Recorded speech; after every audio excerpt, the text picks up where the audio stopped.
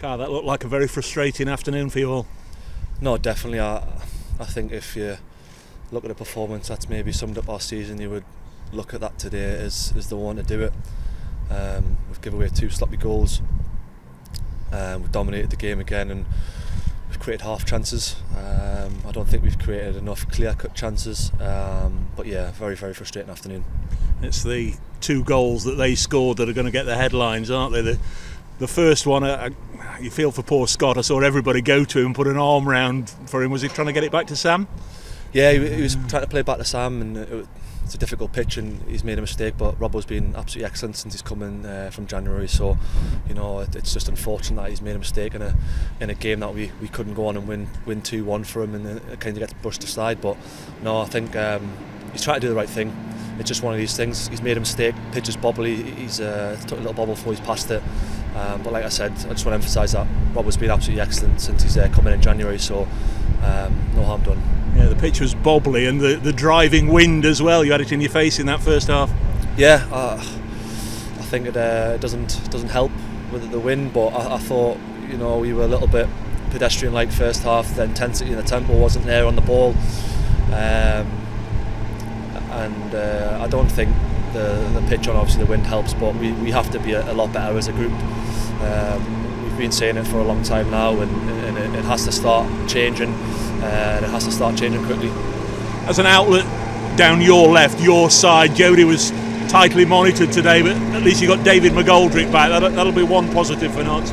Yeah, I think Jody's doing a job without actually needing to do a job at the moment. Do you know what I mean? He's getting doubled up on a lot because he has created so many goals this season.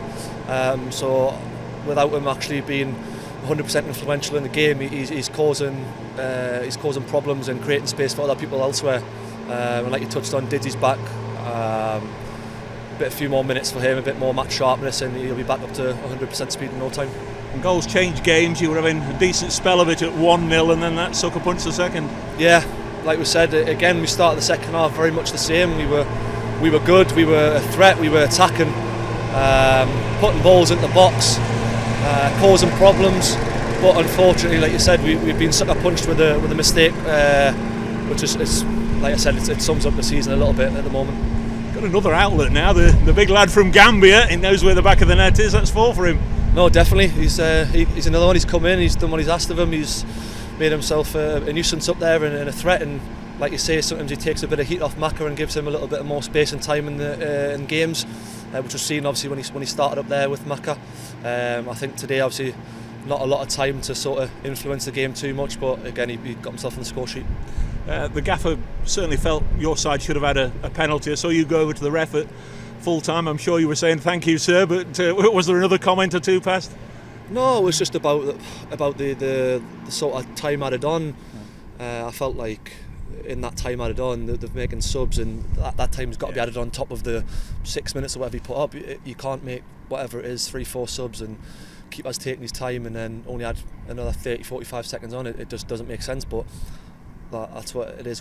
The game's too far gone by that point, and for us it had to be 3 points today or nothing sort of thing, and like I said, it's bitterly disappointing. Games coming thick and fast. You're back to Nottingham now. 4 of your last 6 games are at Meadow Lane. You've got to find a way to start winning at home, haven't you? No, definitely. I think we've got to turn sort of dominant performances into winning performances. I mean, if you take the emotion out of the game, obviously fans get frustrated with the scoreline, and so do we as a group. But when you watch the sort of game back from an unemotional point of view, we have all the ball. We make half decent chances, and we just now need to start turning these half decent chances into good chances and starting putting ourselves ahead rather than sort of always fighting a losing battle, being 1 down, and like today being 2 down, and it's just too much to do at times.